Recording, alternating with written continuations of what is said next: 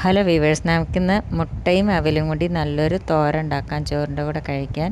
മുട്ട ഓപ്ഷണലാണ് കേട്ടോ. ഒരു കപ്പ് മട്ട അവിൽ എടുത്തിട്ടുണ്ട്, പിന്നെ ഒരു മുട്ട എടുത്തിട്ടുണ്ട്, സവാള ഒരെണ്ണത്തിൻ്റെ പകുതി ചെറുതായി നുറുക്കിയിട്ടുണ്ട്, ഉപ്പ് ആവശ്യത്തിന്, മഞ്ഞൾപ്പൊടി ഒരു 1/4 സ്പൂണ്, പിന്നെ കടുക് വറുക്കാനായിട്ട് ഉഴുന്നും പരിപ്പ് ഒരു 1/4 സ്പൂണ്, കടുക് ഒരു 1/4 സ്പൂണ്, വറ്റൽമുളക് എടുത്തിട്ടുണ്ട്, പിന്നെ നാളികേരം ഒരു 4-5 സ്പൂണ്, പച്ചമുളക് 2, ഇഞ്ചി ചെറിയൊരു കഷ്ണം, വെളുത്തുള്ളി 3 പിന്നെ ജീരകം ഒരു 1/4 സ്പൂൺ എടുത്തിട്ടുണ്ട്. ഇനി നമ്മൾ എന്താ ചെയ്യേണ്ടതെന്ന് വെച്ചാൽ മട്ട അവിൽ നമുക്ക് വെള്ളത്തിലിട്ടിട്ട് നല്ലപോലെ ഒന്ന് കഴുകിയെടുക്കണം. നല്ലപോലെ കഴുകിയിട്ട് അത് ഊറ്റിയെടുത്തതാണിത്. ഇനി നമുക്ക് എന്താ ചെയ്യേണ്ടതെന്ന് ചോദിച്ചാൽ ഈ നാളികേരവും ഇഞ്ചി പച്ചമുളകും ജീരകവും വെളുത്തുള്ളിയും കൂടി മിക്സിയുടെ ജാറിലിട്ടിട്ട് നമുക്കൊന്ന് ചതച്ചെടുക്കാം. അരയാൻ പാടില്ല കേട്ടോ, ഒന്ന് കറക്കിയെടുക്കാനേ പാടുള്ളൂ. അപ്പോൾ ഇതൊന്ന് കറക്കിയെടുക്കട്ടെ. അതിൻ്റെ കൂടെ ഒരു 2 ഇല കരിവേപ്പിൻ്റെ ഇലയും കൂട്ടാം.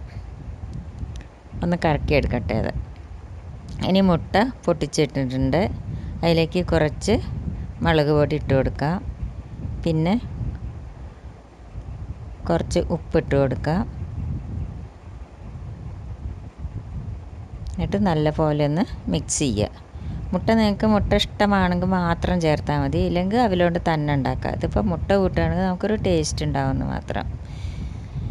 ഇനി നമുക്കൊരു ചീനച്ചട്ടി അടുപ്പത്തേക്ക്. ചീനച്ചട്ടിയിൽ നമുക്ക് ഈ തോരൻ നമ്മളെപ്പോഴും വെളിച്ചെണ്ണയിലാണ് ഉണ്ടാക്കുക. അപ്പോൾ കുറച്ച് വെളിച്ചെണ്ണ ഒഴിച്ച് കൊടുക്കാം.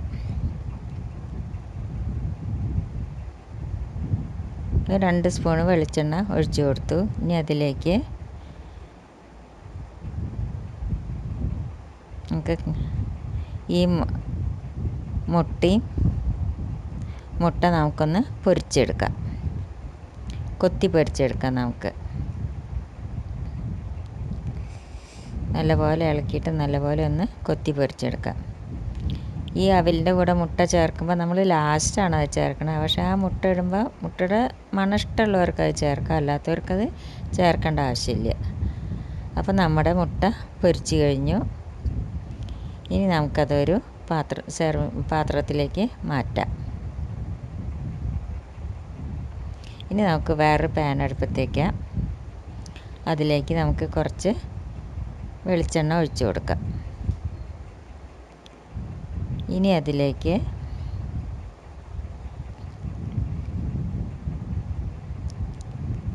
നമുക്ക് കടുക് ഇട്ട് കൊടുക്കാം, ഉഴുന്നും പരിപ്പ് ഇട്ട് കൊടുക്കാം. ഇനി അതൊന്ന് പൊട്ടട്ടെ. അപ്പോഴേക്ക് നമുക്ക് വറ്റൽമുളക് ഇട്ട് കൊടുക്കാം. അത് പൊട്ടിക്കഴിഞ്ഞ് അതിലേക്ക് നമുക്ക് സവാള ഇട്ടിട്ട് നല്ലപോലെ ഒന്ന് വഴറ്റിയെടുക്കാം. അത് വേഗം വഴലാനായിട്ട് നമുക്ക് കുറച്ച് ഉപ്പിട്ട് കൊടുക്കാം. ഇപ്പോൾ സവാള ഏകദേശം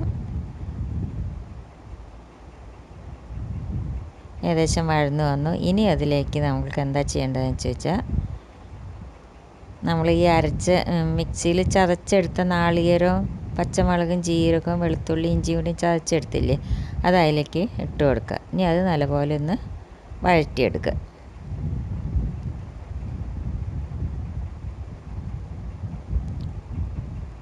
ഇപ്പോൾ നാളികേരം നല്ലപോലെ ഒന്ന് വഴറ്റിയെടുക്കുക.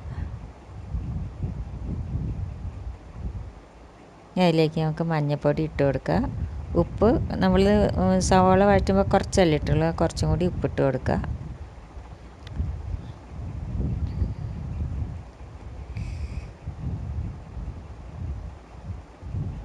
അപ്പോൾ നാളികേരം വഴന്നു കഴിഞ്ഞ് അതിലേക്ക് നമുക്ക് ഈ കഴുകി വെച്ചിരിക്കുന്ന അവിൽ നമുക്ക് ഇട്ട് കൊടുക്കുക. ഇനി അത് നല്ലപോലെ ഒന്ന് മിക്സ് ചെയ്യണം.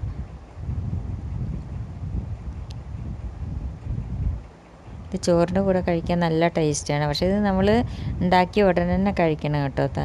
തണുത്ത അത്രയ്ക്ക് ഇതല്ല, എന്നാലും ചുടുന്നനെ കഴിക്കുകയാണ് ഏറ്റവും നല്ലത്. ഇപ്പം അവിൽ നല്ലപോലെ വഴന്നു കഴിഞ്ഞു. ഇതിലേക്ക് നമ്മൾ വെള്ളം ഒഴിച്ച് കൊടുക്കേണ്ട ആവശ്യമില്ല. ഇനി നമുക്കിതൊന്ന് അടച്ച് വെച്ച് കൊടുക്കാം. ഇനി നമുക്കൊന്ന് തുറന്ന് നോക്കാം. എന്നിട്ടിപ്പം നല്ലപോലെ ഇളക്കി കൊടുത്തു. ഇനി എന്താ ചെയ്യേണ്ടത് വെച്ചാൽ അതിലേക്ക് കുറച്ച് കരിവേപ്പിൻ്റെ ഇല ഇട്ട് കൊടുക്കാം. അതിൽ ഉപ്പുണ്ടോ എന്ന് നോക്കട്ടെ. ഉപ്പെല്ലാം പാകമാണ്. കുറച്ച് കുറവുണ്ടായിരുന്നു, അപ്പോൾ ഞാൻ കുറച്ച് ഉപ്പിട്ട് കൊടുത്തു.